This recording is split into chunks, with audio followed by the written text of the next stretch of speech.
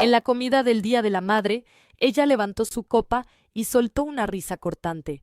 Estoy tan orgullosa de todos mis hijos, menos del gusano que está sentado en la mesa. Las carcajadas resonaron. Yo, con una calma que me sorprendió, me levanté, saqué una pequeña caja oscura de mi bolsillo y la deposité justo en el centro de la mesa. Frente a ti, mamá. Feliz Día de la Madre, dije. Me di la vuelta y me fui sin mirar atrás. Escuché su grito ahogado cuando abrió la caja y vio el contenido. Antes de salir de casa, me miré una última vez en el espejo. Mi camisa azul, recién planchada, mis pantalones negros y el reloj que mi padre, antes de irse, me había regalado. Busqué en mi reflejo algo de lo que él veía en mí, algo que ella nunca percibió. Tomé una respiración profunda. En el bolsillo de mi chaqueta, la pequeña caja oscura pesaba como plomo. La toqué para asegurarme de que seguía ahí, aunque ya la había revisado una docena de veces esa mañana. Dentro guardaba todo lo que había acumulado durante años, la verdad completa, todo el dolor, todo el engaño. Era el Día de la Madre, el almuerzo anual en su casa,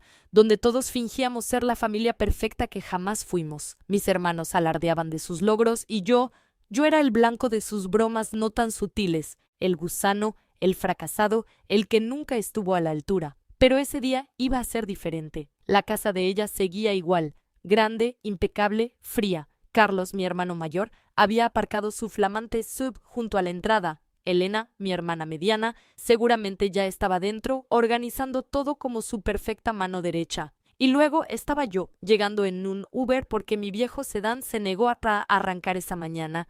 Parecía que así funcionaba toda mi vida, un paso adelante, dos atrás. Carlos era un cirujano estético de renombre en la ciudad. Elena dirigía su exitosa agencia de publicidad.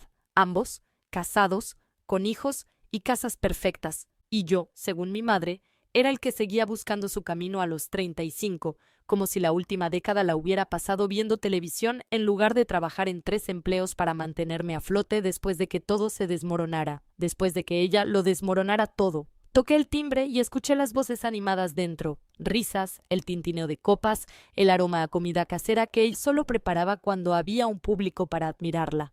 Abrí la puerta sin esperar un recibimiento. Nadie lo hacía nunca. Vaya, pero si es el soñador, exclamó Carlos al verme entrar, con esa sonrisa que nunca alcanzaba sus ojos. Pensamos que te habías perdido en alguna de tus inspiraciones creativas. Mi hermano sabía perfectamente que dejé de pintar hacía años, que tuve que vender todos mis materiales cuando perdí mi apartamento, pero la etiqueta de artista frustrado era demasiado conveniente para dejarla ir. Llegó puntual, respondí, colgando mi chaqueta. La caja oscura ahora estaba en el bolsillo de mi pantalón. Elena se acercó con una copa de vino corriente. El bueno lo guardaban para ellos. Mamá está terminando de arreglarse, dijo con ese tono condescendiente que me reservaba solo a mí. ¿Te importaría ayudarme a poner la mesa? Los niños están jugando en el jardín con Pedro y Sofía, sus parejas perfectas, por supuesto. Pedro, un abogado de alto perfil, colega de Carlos. Sofía, la heredera de una cadena de hoteles. Y luego estaba yo, soltero, sin hijos,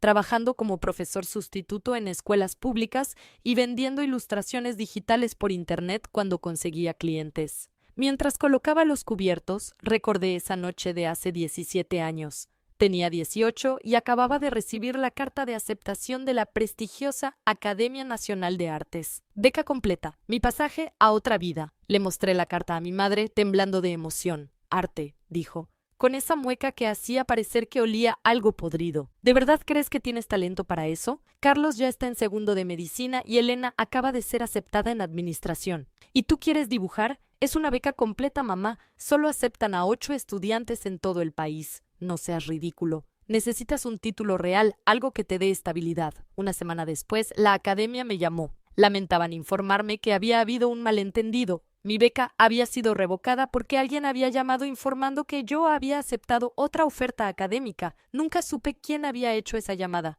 Hasta años después. La puerta de la habitación principal se abrió y ella apareció. A su edad, seguía siendo la mujer imponente que aterrorizaba nuestras infancias. Perfectamente arreglada, ni un cabello fuera de lugar. Su vestido nuevo probablemente costó más que mi alquiler de 3 meses. Mis amores, exclamó, abrazando primero a Elena, luego a Carlos. Cuando llegó a mí, un breve toque en el hombro. Ni siquiera un abrazo completo. Veo que decidiste unirte a nosotros este año, como si me hubiera perdido alguna reunión familiar, como si no hubiera estado presente en cada cumpleaños, Navidad y día especial, solo para ser ignorado o convertido en el hazmerreír. No me lo perdería por nada, mamá, respondí, y por primera vez en años lo dije completamente en serio. La comida transcurrió como siempre. Carlos habló de su nueva clínica, Elena de sus clientes importantes. Los niños recibieron elogios exagerados por sus buenas notas. Nadie me preguntó por mi vida. Mejor así, no habría sabido qué decirles que no usaran después en mi contra.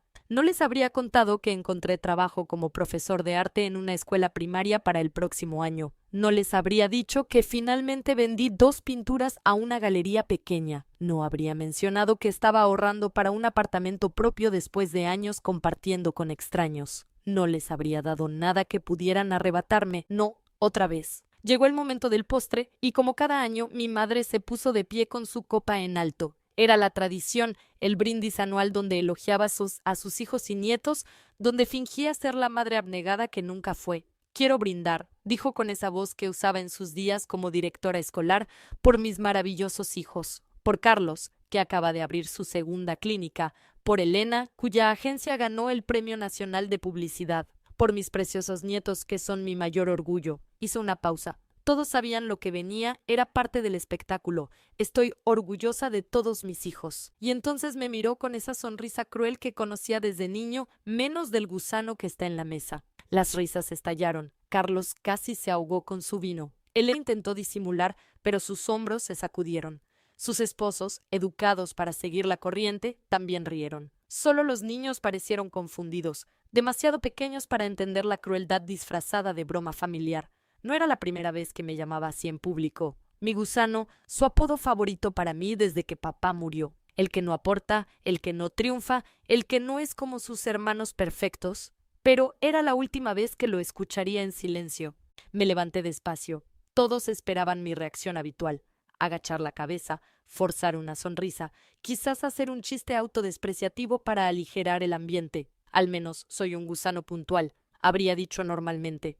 Ese día no. Metí la mano en mi bolsillo y saqué la pequeña caja oscura. La sostuve un momento sintiendo su peso. Dentro estaba todo: los documentos bancarios, las cartas, la grabación, la verdad que había ido recopilando durante años. La coloqué exactamente en el centro de la mesa, entre la ensalada de frutas y el flan casero. «Para ti, mamá», dije con una calma que no sabía que poseía. «Feliz Día de la Madre». Y sin otra palabra, me di la vuelta y caminé hacia la puerta. No recogí mi chaqueta, no me despedí, no miré atrás ni cuando su grito rompió el silencio que había dejado mi gesto. El grito que confirmó que había abierto la caja, que había visto lo que había dentro, que sabía que yo sabía. Ya en la calle, mientras el sol de mayo calentaba mi rostro, escuché más gritos desde la casa. Mi teléfono empezó a vibrar en mi bolsillo. Lo ignoré. Por primera vez en toda mi vida adulta, sentí que podía respirar completamente. Nunca olvidaré la sensación al salir de esa casa. Era como si hubiera estado sumergido en agua turbia durante años y finalmente saliera a la superficie para tomar aire. Mi teléfono seguía vibrando. 10 llamadas perdidas de Elena, 7 de Carlos y un número que no reconocí, pero asumí que sería de mi madre desde otro teléfono. Apagué el celular y caminé sin rumbo por casi una hora. Lo que puse en esa caja había sido mi proyecto secreto durante los últimos 2 años. Todo comenzó cuando ayudé a limpiar el antiguo estudio de mi padre tras la inundación del sótano. Mi madre nunca entraba allí, decía que le traía demasiados recuerdos. La verdad era que nunca le importaron sus cosas. Entre cajas mohosas y libros arruinados, encontré una pequeña caja fuerte que no sabía que existía. Estaba cerrada, pero la combinación resultó ser mi fecha de nacimiento. Dentro había un sobre grueso con mi nombre escrito en la letra temblorosa de mi padre. Lo había fechado 3 días antes de su muerte. Dentro del sobre encontré documentos que cambiaron todo lo que creía saber sobre mi vida. Mi padre había establecido un fideicomiso para mi educación, una suma considerable que debía ser utilizada exclusivamente para mis estudios universitarios. Junto a estos papeles había una carta donde explicaba que siempre había creído en mi talento artístico, pero no se había atrevido a enfrentarse a mi madre por miedo a que ella me hiciera la vida imposible. Lo que no supo es que eso ocurrió de todas formas. El fideicomiso había sido vaciado sistemáticamente. Las transferencias fueron firmadas por mi madre como administradora hasta que no quedó nada. ¿A dónde fue ese dinero? Los estados de cuenta que conseguí después, gracias a un viejo amigo de papá que trabajaba en el banco, mostraban transferencias a la universidad privada donde Carlos hizo su especialización y a la startup inicial de Elena. Mi educación pagó por los éxitos de mis hermanos, los hijos de verdad. No me detuve ahí. Una vez que empiezas a tirar del hilo, todo el tejido de mentiras comienza a desenredarse. Contacté con el director de la prestigiosa Academia Nacional de Artes, ahora retirado, quien confirmó mis sospechas. La persona que había llamado para cancelar mi inscripción fue mi madre. Tenía una grabación de la llamada en los archivos por el procedimiento inusual. Me envió una copia por correo electrónico. Su voz era inconfundible. Mi hijo ha reconsiderado y decidió tomar un camino más sensato. El arte es solo un hobby, no una carrera. Mientras seguía investigando, descubrí más verdades ocultas. El testamento de mi padre había sido modificado después de su muerte. La casa de la playa, que él quería dejarme específicamente a mí, había ido a parar a manos de Elena. El taller de arte que había comenzado a construir para mí en el jardín trasero fue demolido por mi madre apenas un mes después de su funeral para construir la piscina que Carlos tanto quería. La pieza final llegó hace 6 meses cuando mi tía Marta, hermana de mi padre, me llamó desde el hospital. Estaba muriendo de cáncer y quería hablar conmigo. Me contó que siempre supo cómo mi madre me trataba, pero mi padre le había hecho prometer que no intervendría porque temía que empeoraría las cosas para mí. Tu madre siempre te vio como una amenaza, me dijo Marta con su voz débil. Eras el favorito de tu padre, aunque él intentaba ocultarlo. Él veía en ti su propio talento perdido. Ella nunca pudo soportar eso. Me entregó un sobre con fotos antiguas. En una de ellas, mi padre estaba parado frente a un cuadro sosteniendo pinceles. Era un hermoso paisaje marino que nunca había visto. Tu padre era un artista brillante antes de conocer a tu madre, explicó Martha. Ella lo convenció de que era una pérdida de tiempo.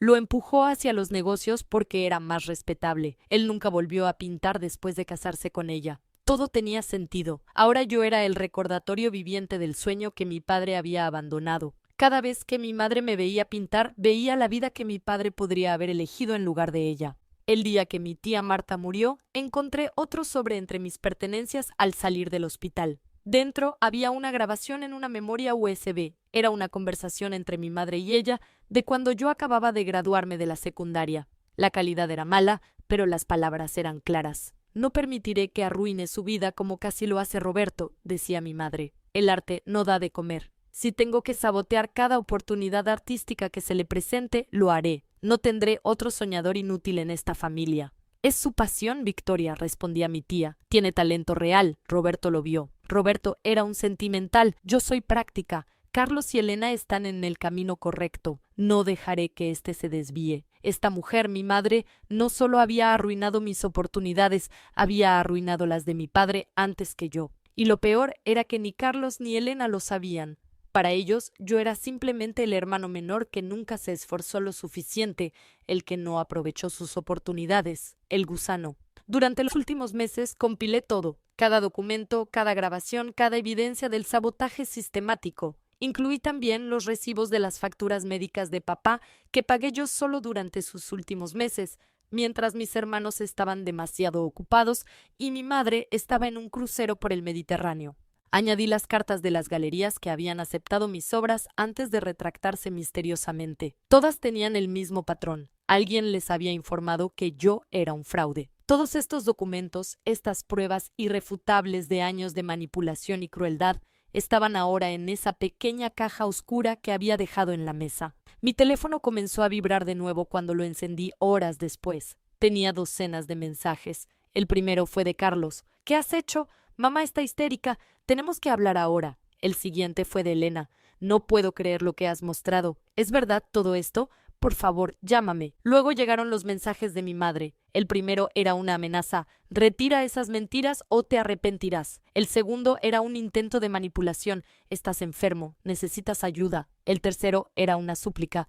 Por favor, no le muestres eso a nadie más. Hablemos. Demasiado tarde, mamá. Había enviado copias de todo a cada miembro de la familia extendida, a los amigos cercanos, incluso a algunos de los socios de negocios de Elena y colegas de Carlos. La verdad estaba ahí fuera. No había vuelta atrás. Mi última parada ese día fue en el cementerio, frente a la lápida de mi padre. Coloqué un pequeño ramo de flores silvestres, las mismas que él me enseñó a pintar cuando era niño. Lo siento, papá, susurré con lágrimas corriendo por mis mejillas. Siento no haber descubierto todo esto mientras estabas vivo. Siento no haber podido salvarte a ti también. En ese momento, mi teléfono sonó una vez más. Era un número desconocido. Por alguna razón contesté. «Hola, David», dijo una voz femenina que me resultaba vagamente familiar. «Soy Marcela, la asistente de la galería El Lienzo Vivo. Nos conocimos hace años cuando presentaste tu portfolio». La recordaba vagamente, una mujer amable que había parecido genuinamente impresionada con mi trabajo antes de que la galería me rechazara abruptamente. «Tu madre vino a verme hoy», continuó. Estaba alterada, hablando sobre una caja y documentos. Me mostró una grabación donde ella nos amenazaba hace años para que te rechazáramos. Parecía arrepentida, creo. Me pidió que te contactara. El dueño de la galería quiere verte. Estamos interesados en tu trabajo actual. Me quedé en silencio, sin saber qué decir. «David, ¿sigues ahí?» «Sí», respondí finalmente. «Pero ya no pinto. No he tocado un lienzo en años». Hubo una pausa al otro lado de la línea. «Tu madre dijo que eso podría pasar. Me dio un paquete para ti. Dijo que eran tus viejos pinceles y algunas pinturas que guardó. ¿Quieres venir a buscarlos?» Un nudo se formó en mi garganta. Mis pinceles, los que creía haber perdido o vendido años atrás durante mi peor momento económico, ella los había tenido todo este tiempo. «¿Por qué ahora?», pregunté, aunque ya sabía la respuesta. Dijo algo sobre una pequeña caja oscura que cambió todo. Pasaron 3 días antes de que pudiera reunir el valor para ir a la galería El Lienzo Vivo. 3 días de mensajes desesperados, llamadas ignoradas y un torrente de emociones contradictorias. Mi apartamento compartido se había convertido en mi refugio. Apagué el teléfono y me tomé unos días libres del trabajo, alegando una emergencia familiar. Técnicamente no era una mentira. Cuando finalmente crucé las puertas de la galería, Marcela me recibió con una sonrisa cautelosa.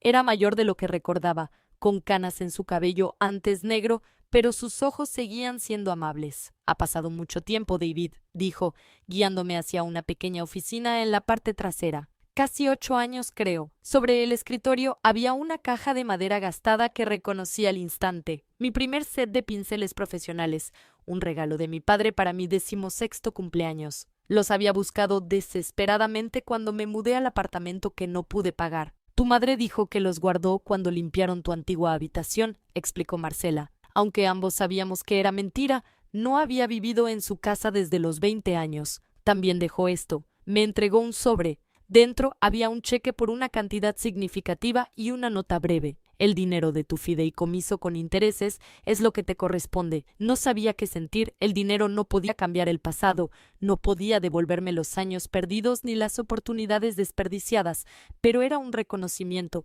una admisión de culpa. «Roberto Martínez quiere verte», continuó Marcela. «Está muy interesado en tu trabajo».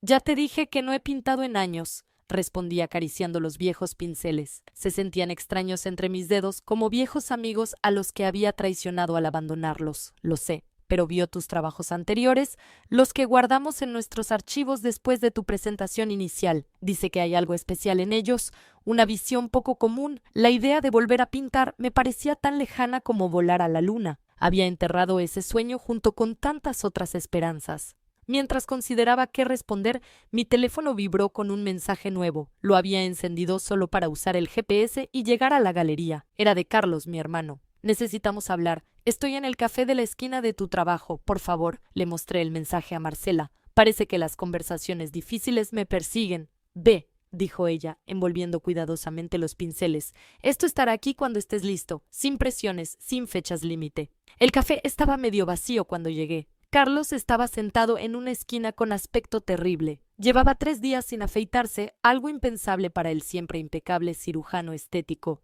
Tenía ojeras profundas y su camisa estaba arrugada. Me senté frente a él sin decir palabra. «Lo he visto todo», comenzó después de un largo silencio. «Los documentos, las grabaciones, todo. ¿Por qué no dijiste nada antes?» «¿Me habrías creído?», pregunté sabiendo la respuesta. Carlos bajó la mirada. «Probablemente no. Siempre fue más fácil creer su versión. ¿Qué eras? ¿El problemático? ¿El vago? ¿El gusano?». Completé por él. «Lo siento», dijo, y parecía sincero por primera vez en nuestra vida adulta. «Lo que ella hizo es imperdonable.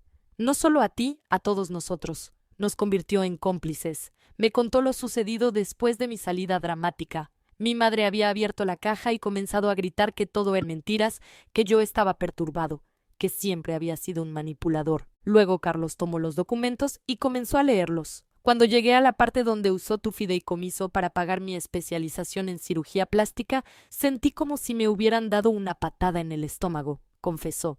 Yo siempre creí que había sido un préstamo que ella me dio de sus ahorros, que lo había devuelto todo, pero nunca hubo tal préstamo, ¿verdad? No, confesé. Era mi futuro lo que estabas gastando. Elena también había descubierto su parte en todo esto. El capital semilla para su agencia de marketing había salido del mismo pozo, mi futuro convertido en trampolín para los suyos. Elena está destruida, continuó Carlos. No ha parado de llorar. Su esposo está furioso. Dice que debemos compensarte de alguna manera.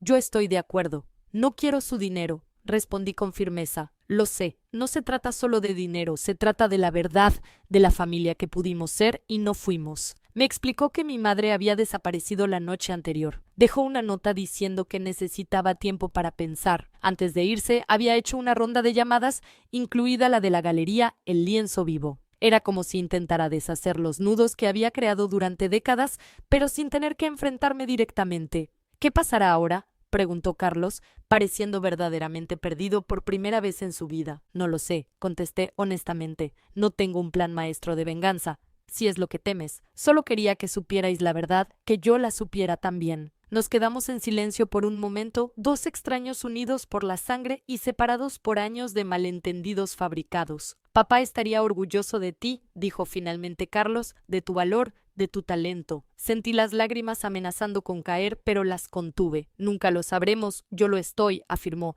extendiéndome su mano a través de la mesa, orgulloso de llamarte hermano. No tomé su mano de inmediato, demasiadas heridas, demasiados años, pero eventualmente la estreché brevemente. No era perdón, no todavía, pero era un comienzo. Una semana después recibí una carta certificada. Era de mi madre, enviada desde algún lugar de la costa. No pedía perdón directamente, nunca había sido capaz de hacerlo, pero reconocía sus errores y malas decisiones. Decía que me dejaba la casa de la playa, que debería haber sido mía desde el principio, que había hablado con otras galerías, además de El Lienzo Vivo, que esperaba que algún día pudiera entender que lo había hecho por mi bien, típico de ella, intentando justificar lo injustificable hasta el final. Algunas personas nunca cambian realmente, pero yo sí.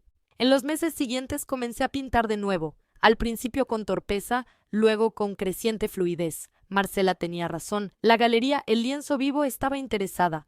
Mis nuevas obras, cargadas con todo el dolor y la liberación de esos años, resonaron con algo en el público. Elena y yo nos reunimos regularmente para almuerzos incómodos que poco a poco se volvieron más cómodos. Carlos me invitó a conocer a sus hijos apropiadamente, sin la sombra de mi madre distorsionando nuestra relación.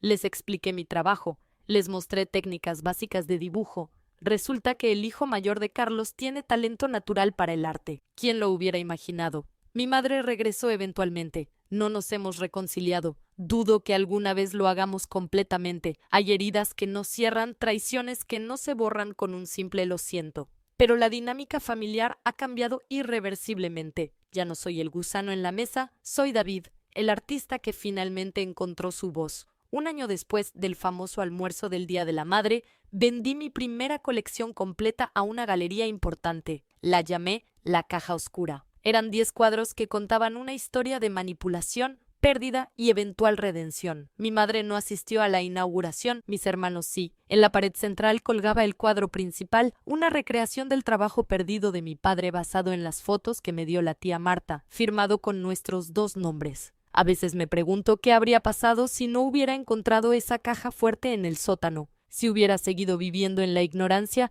cargando una culpa que nunca merecí, si hubiera seguido creyendo que era un fracasado, un gusano. Pero entonces miro mis manos manchadas de pintura y sé que algunas verdades, por dolorosas que sean, necesitan salir a la luz, no por venganza, sino por justicia, no para destruir, sino para reconstruir sobre cimientos reales. La pequeña caja oscura que dejé sobre esa mesa no contenía solo pruebas de traición, contenía mi libertad, y eso, más que cualquier éxito profesional, más que cualquier relación reparada, es lo que realmente importa. Creo que papá estaría de acuerdo.